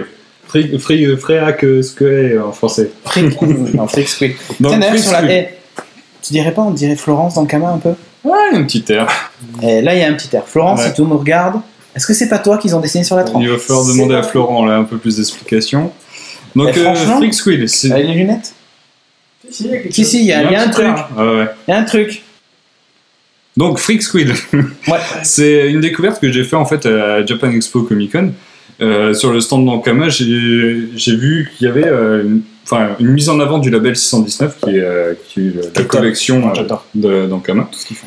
Je connaissais pas. Adulte, je connaissais pas plus adulte. Ouais, voilà, c'est un peu plus adulte et encore Freak Squid ça fait assez gamin. Mais il y avait que des visuels de ce truc-là. Freak Squid Funeral.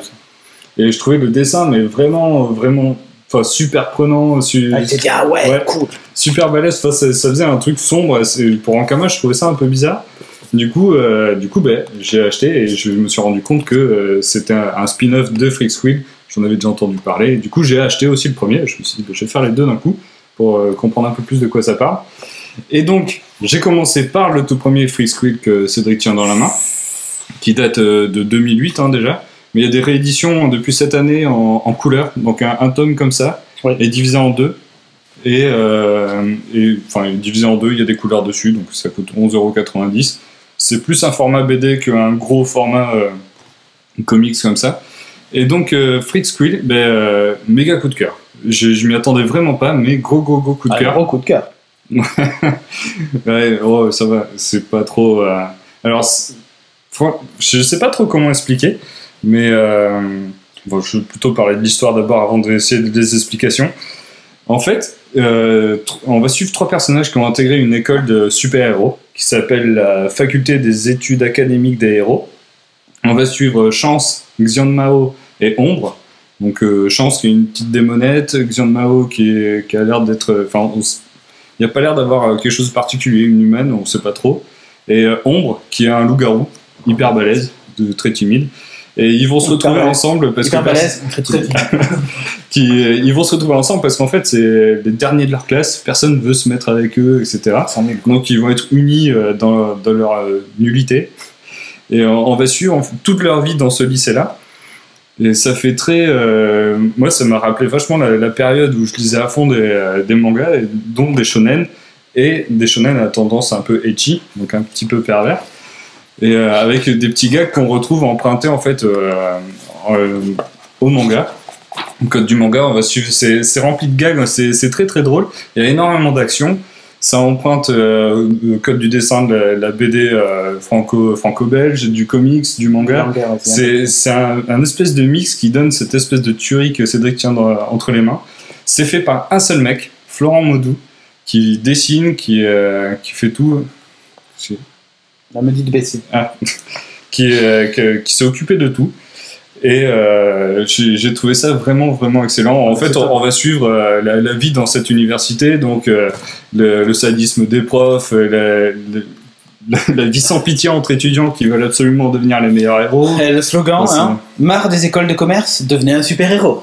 Ok, si vous savez pas quoi faire dans la vie. Tu sens que l'école, c'est super-héros, mais c'est pas que dans le bon sens, quoi. Tu te doutes qu'il peut y avoir peut-être super méchant ou un truc comme ça. Bien sûr. Enfin, tu vois, c'est pas vraiment défini. Non. Les funérailles qu'on aperçoit juste dans le tome 1, du coup ça m'a bien aidé, j'ai pas eu besoin d'acheter les 5, même si je le ferais sans doute, mais on croise un personnage qui vient les aider lors de leur première quête, qui s'appelle Funérailles, un mec hyper charismatique avec une espèce de balafre de taré, qui se bat comme un dieu, qui défonce un espèce de monstre de catégorie A, des gros monstres. Et cette année en fait est sorti un spin-off qui s'appelle Freaksquill Funérailles, où on va suivre en fait l'histoire de ce royaume d'où vient Funérailles et la naissance toute la vie de Funérailles jusqu'à, à mon avis, Freaksquill. On sait pas trop, mais la chute de ce royaume. En fait, il y a quelque chose, la décadence du royaume, il y a quelque chose qui se passe qui est hyper sombre. On suit une famille royale qui va tremper dans des trucs hyper bizarres, un peu secte, religion, prophétie un peu malsaine, des trucs comme ça. Et en fait, quand Funérailles, dans ce monde-là, enfin dans cette partie de l'univers-là, quand un enfant naît, ils naissent toujours par deux. Il y en a un qui est beau, l'autre qui est mal formé. Les mal formés sont jetés dans une partie de la ville, ils survivent s'ils veulent, mais c'est des oubliés en fait, on s'en branle total. Et les autres, ils vivent dans la société normale. Et bien, quand Funérailles est né, les deux étaient beaux.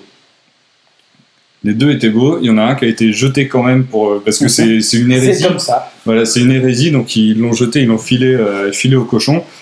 Il va survivre et en fait on comprend très vite que ça va être Funérailles. On va suivre l'enfance de Funérailles, on va suivre la naissance des Funérailles. La naissance des Funérailles. Voilà. Mais pour qu'il ait un nom comme ça, il s'appelle pas Funérailles au début, hein, donc à mon avis il va se passer quand même quelque chose de pas très très glauque. Pas très bien, plutôt glauque. Ouais, il y a un truc qui est surprenant au premier abord, c'est les pages noires. Ouais, alors je trouve ça donne quand tu vois que celui-ci c'est tout blanc et l'autre c'est tout noir. Et toutes les pages sont noires. Enfin, tous les, en plus, dans le manga, les pages noires, ça rappelle souvent les flashbacks.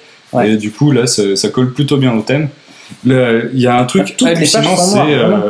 Et il y a de la couleur tout le temps, d'ailleurs. Ouais, c'est tout en couleur, mais c'est tout le contour des pages est noir. Alors, je sais pas si vous allez vraiment pouvoir le voir, mais il y a une différence de niveau.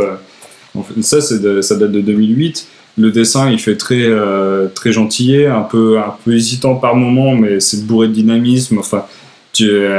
ça te gêne absolument pas. Et dans Funérailles, le dessin a pris une espèce de précision et c'est une ambiance totalement différente. Ça fait vraiment vachement plus adulte, vachement plus noir, plus sombre. Moi, je trouve ça magnifique.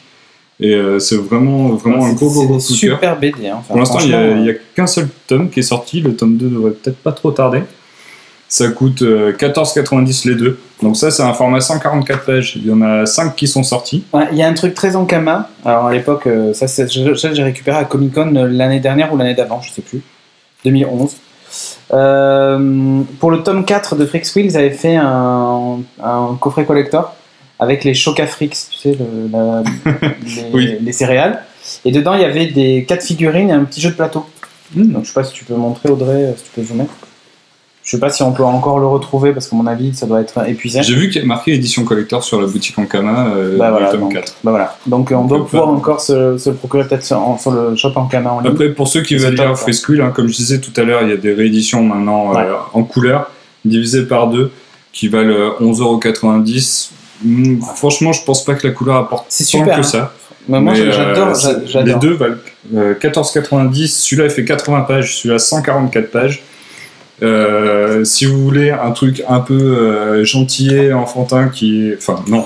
Tu sais quoi, ça me fait penser à une espèce de mix entre Buffy, les X-Men. En fait, c'est un mélange entre X-Men, Harry Potter. Ouais, Buffy, tout ça, tous ces trucs. C'est un mélange de tout ça. Et la façon dont c'est raconté est hyper accessible et je pense que ça m'a fait penser aussi un peu ados, dans l'aspect, tu sais, un peu équipe avec un peu mélangé. Ça m'a fait penser un peu à Hellboy, tu sais, avec l'équipe du comment ça s'appelle, BRP, je sais pas quoi, BRP, bref, le bureau des trucs. Voilà, j'ai compris. Aussi. J'ai oublié l'anagramme. Celui avec la main et l'épée là, le logo. Oui. Je sais plus. J'ai oublié le nom aussi. B. Ah non, mais c'est BRP. Si je me demande, il y en a 4. Il y en a 4 lettres, c'est sûr. Bref. Bon, si quelqu'un s'en rappelle sur le chat.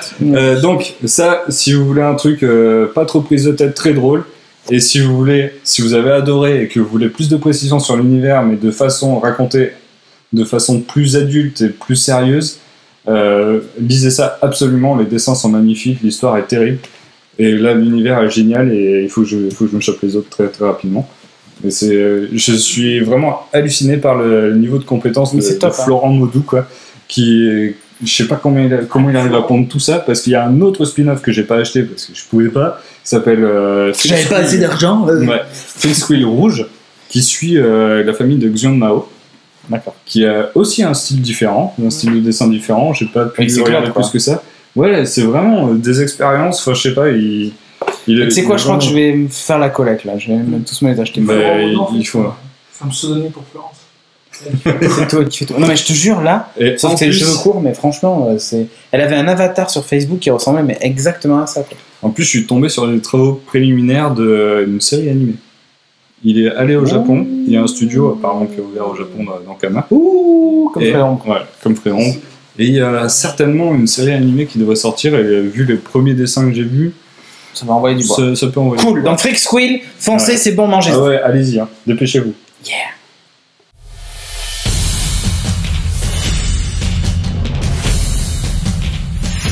Dans la rubrique manga, Christophe va nous parler de Titan. De Titan. Alors les Titans, rien à voir avec le côté mythologique, mais non, c'est pas vraiment les Titans de la mythologie grecque, mais c'est vraiment une tuerie au sens propre. Ça s'appelle l'attaque des Titans. Attends, alors là, je vais montrer. L'attaque des Titans, il faut savoir que c'est le carton vraiment de l'année en animé au Japon, et un gros carton depuis 2009, puisque c'est sorti en 2009 au Japon. Les premiers mangas, ils en sont à 10, c'est une série qui est en cours. Et là, pour la première fois en 2013, ils ont sorti les animés, il y a 25 épisodes. Et on peut les voir en simulcast chez Wakanim. Mais c'est en noir et blanc et c'est à l'envers. Ah oui, c'est normal, c'est du manga. C'est pas grave. Tu l'as pas déjà faite? Je la fais à chaque fois. Mais je la fais à chaque fois que je vois écrit sens de lecture japonais. Ouais, mais parce qu'ils pensent qu'il y a des gens qui lisent encore dans le sens européen quand même. Depuis le temps que le manga existe en France. Ouais, donc l'attaque des Titans, que je racontais un petit peu l'histoire. En fait, ça se passe dans un monde futuriste, un peu une dystopie. L'humanité entière a été dévorée, tout simplement, par des créatures géantes qui s'appellent les Titans. On sait pas d'où elles sont venues. C'est des créatures qui font entre 3 et 15 mètres, quoi, à peu près, et qui sont juste féroces. Elles n'ont pas besoin de se nourrir, apparemment. La seule chose qu'elles veulent, c'est détruire l'humanité. Et en mangeant les êtres humains. Et au début de l'histoire, on sait qu'il y a seulement quelques humains qui ont survécu, enfin une poignée, plusieurs milliers quand même, qui se sont en fait reclus dans une ville, derrière des immenses murailles pour se protéger d'éventuelles attaques de cette fameuse muraille. Cette fameuse muraille. Je sais pas si je la vois pas, mais voilà, exactement. Donc derrière ces murailles. Mais alors il faut savoir que c'est plusieurs murailles successives. C'est un peu comme une astérite. Tu sais, t'as 6-7 murailles pour protéger la ville le plus loin possible en fait des Titans. Au cas où une muraille cède, il y a toujours une sécurité.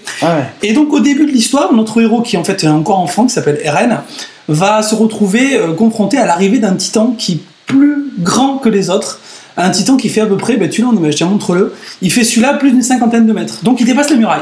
La muraille fait 30 mètres. Et là, celui-là, il est au-dessus. Et il va défoncer la muraille, mais pas n'importe où, à un endroit précis, à la porte, de façon à ce que les autres Titans puissent rentrer et attaquer les êtres humains. Et donc notre héros va très rapidement être confronté à ces Titans et va voir sa mère mourir. Ça, je ne spoile pas, ça se passe dans les premières pages, j'ai pas grand-chose. Dévoré par un Titan. Ça va nourrir en lui donc une envie de vengeance, de revanche. De manger un Titan à son tour. De manger un Titan, il aimerait bien. Tu crois pas si bien dire parce qu'il faut connaître en plus l'histoire. Et il va donc justement s'engager dans un corps d'élite qui est chargé de tuer et de traquer les Titans et d'en apprendre un peu plus sur eux, qui vont en dehors de la ville, qui enquêtent, etc. C'est eux les petits Titans? C'est eux les petits, ouais. Ils sont entre 3 et 15 mètres, à peu près. Voilà. Entre 3 et 15 mètres. Pas mal, déjà, pour des Titans. Et donc, en fait, tout simplement, il va s'engager dans ce corps d'élite, et dans ce corps, il va être formé pendant 5 ans, avec son ami qui s'appelle Mikasa, et ces deux-là vont être assez puissants pour intégrer, donc, ce corps qui va être spécialiste vraiment de traque des Titans. Et l'histoire va vraiment commencer là, où, très, très rapidement, en fait, une autre attaque de Titans va avoir lieu avec le même, et notre héros va se retrouver confronté au même Titan. Et là, je vais pas raconter davantage, mais tout de suite, on va se retrouver dans des batailles assez spectaculaires entre les Titans et les êtres humains qui sont ridiculement petits, quoi, 1m70-80, face à des créatures géantes de 15 mètres. Toi, c'est toi le petit. Ouais, tu sais, t'es pas belle non plus. Bon, c'est qui le plus grand? Ouais, peut-être pas de beaucoup. Bref. Donc justement, ce qui est pas mal, c'est qu'on a une histoire qui est hyper rythmée. Mais vraiment hyper rythmée. Magnifique, hein, comme vous pouvez le voir. Vous pouvez voir les dessins? Non, mais justement, ça c'est le point faible. Tu vois, les dessins, c'est juste les croquis. Donc, ce qui est génial dans cette série, c'est l'action. Franchement, depuis du début à la fin, il y a de l'action. C'est vraiment hyper rythmé, on s'ennuie pas une seule seconde. L'autre point fort, c'est aussi les technologies utilisées par les combattants. Alors on le voit là, tu as quelques images. En fait, ce qui est pas mal, ils ont des propulseurs sur les côtés qui leur permettent d'être élevés à des hauteurs phénoménales, à 15, 20, 30 mètres, 40 mètres. Ils ont des sortes d'épées qui sont hyper tranchantes, mais vraiment mortelles. Il n'a pas sauté au bon endroit. Ouais, ça c'est oui, hélas. Mais tu as quand même pas mal de technologies qui sont vraiment... hyper bien inventé. En plus, l'auteur a rajouté des pages explicatives, hein, comme certains auteurs le font, en disant voilà la technologie, c'est telle utilisation, tel gaz, etc. Il explique vraiment comment ça fonctionne. Voilà pour les points forts. Ce qui est pas mal aussi, c'est qu'il y a pas mal de zones d'ombre dans le scénario. Et dans le scénario, ça permet d'avoir plusieurs voiles. Et on sait qu'au fur et à mesure de l'histoire, ces voiles vont se lever. Par exemple, le père du héros a disparu après la première attaque. Mangé ou pas, probablement pas. Mais le père du héros, on sait qu'il travaillait sur les titans et qu'il avait appris quelque chose d'essentiel sur eux. Donc c'est pareil, on sait pas grand chose de plus, mais ça donne envie de savoir. Et le point faible pour moi, c'était dans le dessin ici, ça m'avait pas trop marqué, c'est le chara design, je trouvais pas très bon. Ouais. Mais par contre, j'ai regardé les animes, donc là de toute façon ceux qui regardent le podcast vont voir la vidéo que je t'ai mis, le trailer. Le chara design du manga. Ouais, le chara design est vraiment moyen quoi. Enfin moi je le trouve très moyen. Par contre, faut savoir que les studios qui ont fait ça, c'est Production IG. Et Production IG, c'est pas des amateurs, c'est les mecs qui ont fait Jinro, qui ont fait Ghost in the Shell. C'est pas des petits joueurs, c'est une équipe donc qui travaille des super designers, des super animateurs. Et là, quand tu vois déjà le trailer, je rien que celui que vous voyez, mais qu'on voyait les épisodes, ça déchire vraiment. C'est hyper beau. Tu recommandes l'anime ou le manga? Alors je recommande moi tu sais, je suis vachement manga. Et au début, j'ai craqué sur le manga pour l'histoire, mais là maintenant, je me suis plongé dans l'anime et franchement, j'en décroche plus. Je vous conseille vraiment de la jeter un œil. Je vous dis, ça sort en simulcast. Donc en ce moment sur Wakanim, vous pouvez y aller sans problème et regarder. En toute légalité, il n'y a aucun souci quoi. Ok. Vraiment très bon. Et aussi l'opening, la bande son, elle est juste magique. Ok. Ouais, vraiment. Comme souvent d'ailleurs. Ouais, parce que voilà, faut savoir qu'ils appellent pas Bernard Minet quand ils font une musique de générique de dessin. Pas toujours. Puis là, il est occupé en ce moment, il fait tous les festivals. Ça faut le savoir, les Japonais, ils font vraiment des musiques qui sortent et qui cartonnent, qui font beaucoup d'éditions. Non, c'était quoi les Chevaliers du Zodiac. Mais je recommande à fond. Franchement, c'est un gros coup de cœur. Si on devait en retenir qu'un cet été, c'est ça. Pour cet été, ouais. Et en plus, tu vois, c'est en fouillant un peu à droite à gauche, je suis tombé là-dessus. Donc, si vous êtes à la plage de manga, si vous êtes chez vous à la clim ou au bureau, à la clim. Entre deux voici, c'est ça. Non mais l'anime, franchement, top. Ok, très bien. Eh bien, merci bien.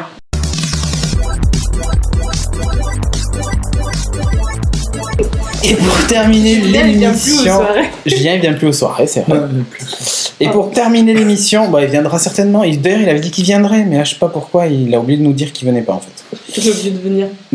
Il a oublié de bien dire. Donc, pour terminer, j'avais une question qu'on m'a posée sur Twitter et j'ai dit je poserai la question à mon expert. C'est toi l'expert. Je vais mettre la musique du générique des experts. Voilà, c'est ça.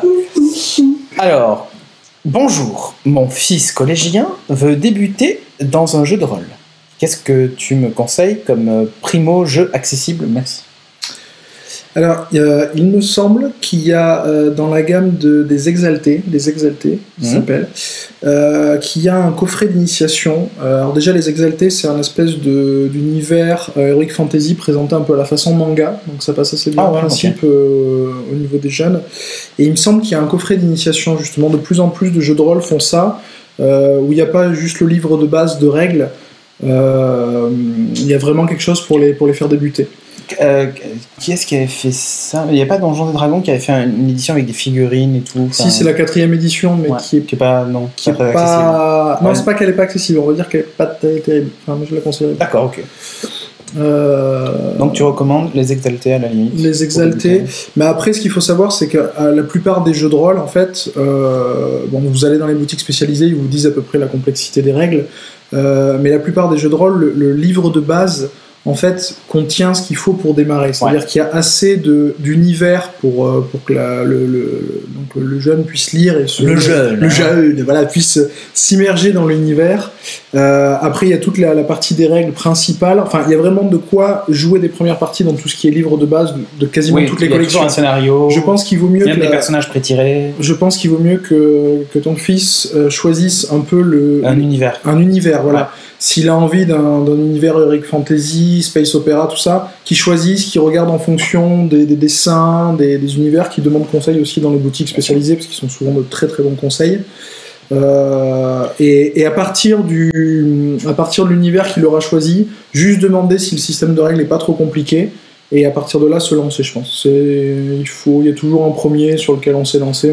Moi, j'étais Warhammer à l'époque. Voilà. En fait, moi j'ai commencé par Warhammer en 94. J'avais 14 ans. Oui, je sais, Audrey, t'étais pas né. Donc j'ai commencé par Warhammer. Et c'était pas GRTM, c'est pas le plus accessible en termes de règles. Non, c'est pas si difficile. Ouais, c'est que ton maître de jeu, c'est vraiment old school, toutes les règles. C'est vraiment old school, parce que c'était vraiment très poussé, quoi. Quoi? Qu'est-ce que tu dis, Audrey? 94. J'avais 14 ans. Ah. DD aussi. DD, oui. Enfin, j'étais en 3ème. DD, on peut jouer assez facilement, mais après, il y a énormément de règles supplémentaires, et quand on commence à DD, on n'a pas fini. Non, c'est clair. Il y a énormément de livres, moi je trouve que c'est un peu trop, c'est vraiment pour les gros rôlistes. Ouais, Warhammer, moi j'avais bien aimé. Ouais. Et il y a une nouvelle version, Warhammer se joue plus du tout de la même façon. Après, la base du jeu de rôle, c'est l'univers, comme tu disais. Ouais, c'est surtout que l'univers accroche. Et s'il veut jouer à des jeux de plateau, c'est aussi pas mal pour s'initier. Je trouve que Crossmaster, pour l'initiation, c'est top. Ouais, c'est bien. Parce que les règles sont assez simples, les parties sont courtes. Après, il pourra passer sur des trucs un peu plus... C'est un bon mix en plus entre jeu de plateau et jeu de figurines. Ouais, je pense que tu vois, dans l'ordre de l'investissement que ça demande aussi, tu commences par Crossmaster, tu fais du Infinity après, ça demande pas trop d'investissement financier, je parle. Après les règles, c'est autre chose. Et puis après, si tu veux des batailles un peu plus épiques et tout ça, tu pars sur soit du 40 000, si tu préfères un univers futuriste, soit sur du Warhammer. Ce qu'il faut savoir aussi quand on se lance dans le jeu de rôle, c'est que tous ceux qui sont joueurs, en fait, eux, ils arrivent chez leurs potes, ils se mettent les pieds sous la table. Ouais, c'est le maître de jeu qui a beaucoup Par contre, le maître de jeu, lui, il doit préparer les scénarios, inventer des univers, donc créer une histoire, comme quelqu'un qui écrit un livre ou quelque chose comme ça. Et là, par contre, le maître de jeu, lui, a énormément de préparation à faire. Donc ouais, si ton fils veut se mettre au jeu de rôle et que tu joues avec lui, par exemple, bah, tu seras toi le maître de jeu. Voilà, il vaut mieux commencer à l'initier en le faisant jouer. S'il peut connaître. Et à la limite, même vu que c'est toi qui es le maître de jeu, tu peux aussi jouer avec les règles. Si tu trouves qu'une règle est trop compliquée pour qu'il assimile, bah, tu simplifies la règle ou tu la supprimes. Sachant que la règle d'or dans à peu près tous les jeux de rôle, c'est-à-dire si une règle vous plaît pas, gardez-la. Voilà. Soit la sortir, soit la changer, soit en rajouter. C'est vraiment le principe. Je crois qu'il y a quasiment aucun jeu de rôle que j'ai lu où c'est le maître de jeu qui fera que le scénario sera plus ou moins violent aussi si tu as peur de ça, que ce soit trop violent ou trop machin. C'est le maître de jeu qui choisit finalement la façon dont se déroulent les choses. Donc on n'est pas obligé de décapiter tout le monde, on n'est pas obligé d'avoir des effusions de sang à chaque fois. Il y a un jeu de rôle que moi j'avais beaucoup apprécié. Je suis pas sûr qu'il soit très accessible en termes de règles, mais pareil, c'est le maître de jeu qui s'en occupe. C'était le jeu de rôle dans l'univers de l'Enfos de 3 que j'ai, où en fait la plupart du temps tu passes ton temps à courir derrière des vaches pour attraper des bouses ou des trucs comme ça. C'est assez rigolo, en plus chaque personnage a des pouvoirs qui sont un peu débiles, genre faire il y en a des enclumes. Non, en fait il y en a, il faut que tu te tiennes en l'air, je crois aussi, pour que le sort marche. Ouais, enfin voilà, il y a toujours c'est assez rigolo, c'est sympa, c'est les règles de Donjons et Dragons avec au D6, tu sais. Donc c'est pas trop compliqué non plus. Mais c'est assez... D20, pardon. Donc c'est pas trop compliqué. Et l'avantage, c'est qu'ils peuvent lire la bande dessinée, qui est assez sympa. Pour avoir l'univers, exactement. Comme ça, il n'y a pas besoin de rapprendre tout le jeu et tout. Et en même temps, le jeu en lui-même est vraiment super fandard. On peut imaginer tout ce qu'on veut après avec. On doit encore pouvoir le trouver. Moi, je l'avais trouvé à la Fnac à l'époque, mais on doit pouvoir le retrouver, le jeu de rôle de l'Enfos. Il est là d'ailleurs, il est derrière. Ouais, là-bas, non, quoi. C'est les livres, ils ont la tranche noire là-bas. Donc forcément, on n'y voit rien. Mais bon, bref, ça peut être sympa pour débuter. Autre chose, tu as un commentaire, un truc à lire, Audrey? Non, on va tenir au pour Seb. Il y a quelqu'un qui demande sur le chat en direct. Et pour une trentenaire qui veut s'y remettre, tu conseilles quoi comme jeu de rôle? Pareil, l'univers de c'est toujours l'univers qui... Moi, c'est toujours été mon critère de choix. Si je regarde toujours l'univers et après tout le chara design, les illustrations... Moi, c'est toujours au coup de cœur. Après, les règles, c'est qu'un outil pour moi. Alors après, il y a des règles qui sont plus ou moins bien faites, mais en principe, comme le jeu de rôle est quand même un univers de passionnés, ça c'est quand même toujours à peu près bien. Non, c'est vraiment l'univers qu'il faut voir en premier, je pense. Ouais, et pour ceux qui, par exemple, n'ont jamais joué, parce qu'il y en a parmi nous, parmi les gens qui nous regardent, qui n'ont jamais joué à un jeu de rôle, il ne faut pas voir ça comme un truc obscur, hein, c'est même plutôt sympa. Donc, si vous avez la chance d'avoir des gens qui jouent autour de vous, intéressez-vous au moins une fois. Le mieux, faites-le au moins une fois, c'est vraiment sympa. Le mieux, c'est vraiment de trouver quelqu'un dans votre entourage qui joue pour que vous commenciez en tant que joueur. Ouais. Et après, si l'envie vient de vous de masteriser, de passer de l'autre côté de l'écran, et ça s'appelle comme ça, l'écran du maître de jeu, c'est vraiment après trouver un univers que vos amis ne font pas. Ouais, et qui vous plaît à développer et à scénariser, et là après c'est se lancer. C'est vrai que c'est le mieux, parce que commencer à froid comme ça avec juste un groupe de potes et que personne sait jouer, c'est pas impossible, mais c'est plus dur. C'est mieux de connaître. Après il y a plein d'assos aussi qui font du jeu de rôle et il faut essayer. Enfin voilà, le truc c'est qu'il faut essayer. C'est pas le truc sataniste qui a longtemps été véhiculé, ça n'a rien à voir. Rien à voir. Non, mais c'est vraiment super sympa. Et un dernier point, pareil dans les univers, si vous aimez pas le médiéval fantastique, souvent le jeu de rôle est associé à cet univers-là, cyberpunk et tout ça, c'est des univers qui sont juste énormissimes. On avait parlé de Metal Adventure aussi, auquel on a joué, et qui est un truc de pirate de l'espace. Côté Albator, Cobra vient de sortir. Côté Albator, mais tu peux aussi te la jouer genre Firefly, des mercenaires, des machins. Après, même dans les univers d'Heroic Fantasy, quand je vois par exemple L5R, 5 anneaux, c'est quelque chose. C'est médiéval fantastique, mais Japon médiéval. Donc pas mal. Après, il y a plein de dérives. Moi, je sais que là, dans ma boutique est passé des jeux que j'ai revendus, que quand je les ai feuilletés, j'ai hésité à les garder. C'est les Deadlands. En fait, c'est un Far West fantastique avec des loups-garous, des machins, des morts-vivants. Enfin, la légende de l'Ouest, avec aussi un côté un peu comme les mystères de l'Ouest, avec de la technologie, tout ça. Enfin, tous les univers, un peu steampunk sur les bords. C'est vraiment top. Les Far West, c'était steampunk de toute façon. Oui, mais là, plus poussé. Mais voilà, il y a vraiment maintenant quasiment tous les univers que vous pouvez imaginer. C'est très sympa. Mais tu vois, il y a Soro Lorenzo qui dit: je n'ai jamais joué à un jeu de rôle et personne ne joue dans mon bled. Ben écoute, il y a des associations, faut chercher. Qui font des initiations. Voilà. Après, ou même les pas boutiques. Forcément qu'il y a des gens autour de nous qui jouent. Je sais on ne sait pas forcément. Ouais, on ne sait pas forcément. Ouais. Par exemple, donc les assos, sans vouloir leur faire. Oui, les assos, ouais. Sans vouloir leur faire de pub, je sais que par exemple, il y a la boutique des cartes à Bordeaux qui fait des initiations. Alors pas en jeu de Bordeaux, mais pour tout ce qui est jeux de plateau et tout, le jeudi soir, ils ont des soirées soirées initiation. Faire l'initiation, on peut y aller seul et trouver d'autres joueurs sur place. Voilà. Ok. Donc voilà, qu'est-ce qu'on a à dire si j'en profite parce que tout le monde n'a pas lu les news sur Ulule et tout ça, et tout le monde n'est pas non plus donateur, donc vous n'avez peut-être pas reçu la news. Donc on n'a pas encore touché l'argent du Ulule, ça ne saurait tarder. Enfin, c'est de notre côté que ça bloque, du côté de la banque que ça bloque. Assez bizarrement, ils veulent pas notre argent. Non, mais je sais pas. Ils se disent c'est l'argent de la drogue. On n'a pas dit le montant.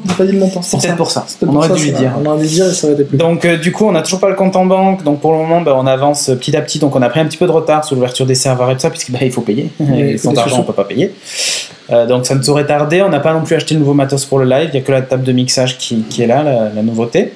Qu'est-ce qu'on a d'autre? Le site est en maintenance. Donc voilà. Peut-être que quand vous verrez ces images, il sera pas à nouveau up. Mais il ne saurait tarder. Sauf si Timo a envie de travailler toute la nuit, quoi. J'ai une clim ici. Je te garde là, à la clim, et tu bosses toute la nuit. D'accord? C'est ok ou pas? Ok. Petit matin, il aura la goutte au nez. Parfait. Voilà, très bien. Donc, on avance petit à petit. On va y arriver. On a un poil à la bourre, mais on va y arriver. Et voilà, c'est tout ce que j'avais à dire. T'as un truc à préciser? Non, c'est bon. Un petit commentaire de fin, message de fin. Quelqu'un nous a laissé quelque chose sur le live? Il y a un petit décalage normalement à chaque fois. Donc voilà, on va meubler pendant ce temps. Ah si, attends, je vais aller voir sur iTunes si on a des nouveaux commentaires. Peut-être qu'on a eu des nouveaux commentaires, non? Croyez pas? Oui, peut-être. Peut-être, c'est très bien. C'est vrai qu'on n'a plus les commentaires sur No Watch puisqu'on poste plus sur No Watch. Donc c'est raté. Ah si, les applications mobiles, ça avance aussi. Je tiens à le préciser comme ça, histoire que les gens se disent pas: ah, où est-ce qu'ils en sont? Ils sont partis aux Caraïbes avec tout l'argent de non, pas vraiment, et non. tout. Donc non, on n'est pas parti. Pareil, le plan du Tardis pour l'année prochaine à Comic Con. Et ouais. Je vais travailler dessus. C'est pour ça que je voulais. C'était un petit atelier pour réaliser, non? Oui. Ceux-là, ils sont pas très positifs, je vais pas les lire.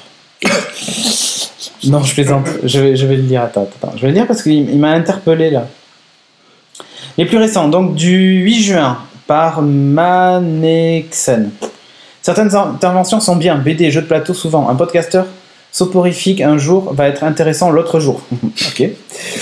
Donc il y a du bon parfois, mais le manque de culture est souvent flagrant. Le chef du podcast est inécoutable, c'est moi. Ignorant et prétentieux, c'est moi aussi. Vulgaire, notamment avec sa femme. Tu vois, le comble. Il coupe la parole à ses potes, ça c'est moi.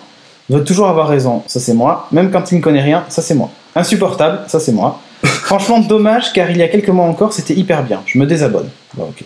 Ça fera plus de bande passante pour les autres. Non, je déconne. Mais non, je me fais des amis. Je me fais des amis ce soir, moi. J'ai décidé, je me fais des amis. Non, mais bon, voilà, chacun son truc. Il est putain mieux. Voilà. Alors, il y en a un qui dit ça continue et c'est tant mieux. Du 8 juillet. Waouh. Un autre du 2 juin par Xtof P. C'est pas facile ces pseudos. Fan depuis l'ancienne époque, j'aimais bien la rubrique BD du DOP. D'ailleurs, retour envisagé un jour, point d'interrogation. Compliqué. Parce qu'en fait, aujourd'hui, on fait tout en plateau. J'adhère toujours autant avec l'équipe actuelle qui devient de plus en plus solide et crédible au fil des temps. Tu vois, t'es solide. Comme un rock. Et ravi de voir que le projet lancé sur Ulule cartonne. Merci et chapeau. Voilà, c'est fini pour les commentaires. On vous dit à dans 15 jours. Plein de nouveautés sans doute. Encore et encore. Moi, je testerai le Leap Motion, ça sera cool. Et puis voilà. Donc c'était tout ce que j'avais à dire. C'est fini, vous aussi, tout ça. Allez, cherche la télécommande, on coupe. Allez, ciao les gens. I guess they didn't know that we already run the world. Oh, I have been a nerd since my first 5-syllable word, and no TV series or movie changes that. And I'll still be a geek now, vote for Pedro. So last week I do not care whether Milan endorses Plaid. Since long before anyone heard that Bevan Scrawny was the